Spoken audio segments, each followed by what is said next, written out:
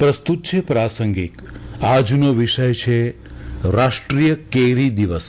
સંપાદન પરેશ મારુ, પઠન કલ્પના શાહ. કેરી માટેના ખાસ દિવસ રાષ્ટ્રીય કેરી દિવસની ઉજવણી સમગ્ર દેશમાં દર વર્ષે 22મી જુલાઈએ કરવામાં આવે છે. ભારત ઉપરાંત બાંગ્લાદેશ અને પાકિસ્તાનનું રાષ્ટ્રીય ફળ એવી કેરી ખૂબ જ લોકપ્રિય છે. કેરીનું વૈજ્ઞાનિક નામ મેંગીફેરા ઇન્ડિકા છે. રસદાર અને ખૂબ જ સ્વાદિષ્ટ કેરીની લોકપ્રિયતાને કારણે તેને ફળોનો રાજા કહેવામાં આવે છે અને કેરીને ભારતનું રાષ્ટ્રીય ફળ કહેવામાં આવે છે. રાષ્ટ્રીય કેરી દિવસની ઉજવણીનો હેતુ લોકોને કેરીની સંસ્કૃતિ, સ્વાદ અને પોષણ વિશે માહિતગાર કરવાનો છે. આ માટે વર્ષ 2005માં નેશનલ કેરી બોર્ડની રચના કરવામાં આવી હતી. છેલ્લા કેટલાક વર્ષોથી સૌરાષ્ટ્ર અને કચ્છમાં થતી કેસર કેરી આજે દેશ દુનિયાના સીમાડાઓ વટાવીને સ્વાદના શોખીનો માટે ખૂબ જ આદર અને માનપાન મેળવી રહી છે. કેરીઓ સ્વાદ અને તેની સોડમને કારણે જ રાષ્ટ્રીય ફળ તરીકે સ્થાન પામી છે. આજે એકલા ભારતમાં લગભગ 25 મિલિયન ટન કેરીનું ઉત્પાદન થાય છે. કેરી કાચી હોય કે પાકી બંને રીતે ખૂબ જ પસંદ કરવામાં આવે છે. લોકો તેને માત્ર ફળ કે રસ તરીકે જ નહીં પરંતુ અથાણું, ચટણી, શેક, આઈસ્ક્રીમ અને સ્મૂધી વગેરે તરીકે ખાવાનું ખૂબ પસંદ કરે છે.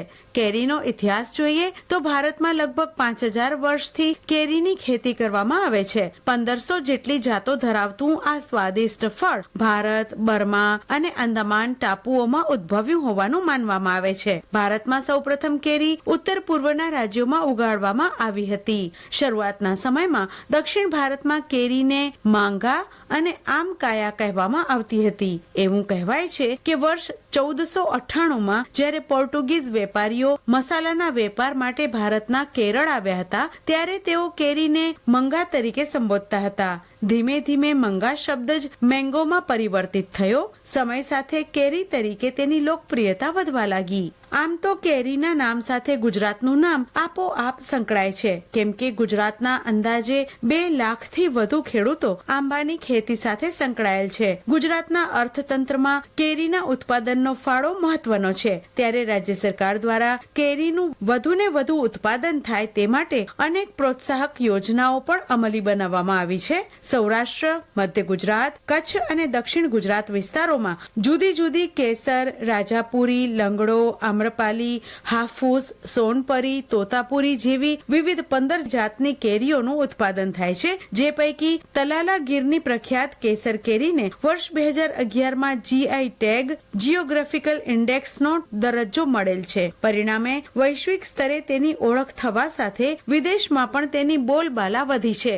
ગુજરાતમાં કુલ ઉત્પાદિત કેરીઓ પૈકી 15% જેટલી કેરીઓ બીજા રાજ્યોમાં જાય છે. કેરી જંગલી ફળ તરીકે ઓળખાય છે. કેરીના શોખીન એવા જૂનાગઢના નવાબે ગીરમાં કેરીની અનેક જાતની ખેતી શરૂ કરાવી. મુગલોના શાસન દરમિયાન ભારતમાં કેરીની ખેતીને વધુ પ્રોત્સાહન આપવામાં આવ્યું હતું. તોતાપુરી કેરી, રતૌલ કેરી અને કેસર જેવી જાતો ભારતમાં મુગલ સમયગાળા દરમિયાન ઉગાડવામાં આવતી હતી. ઈસવીસન 1700ની આસપાસ કેરી બ્રાઝિલ પહોંચી અને અહીં કેરીના વૃક્ષો વાવવામાં આવ્યા અને 1740માં કેરી વેસ્ટ ઇન્ડિઝમાં લોકોની પસંદગી બની ગઈ. આજે કેરી સમગ્ર વિશ્વમાં એક પ્રિય ફળ બની ગઈ છે અને લોકો તેને ભેટ તરીકે એકબીજાને આપે છે.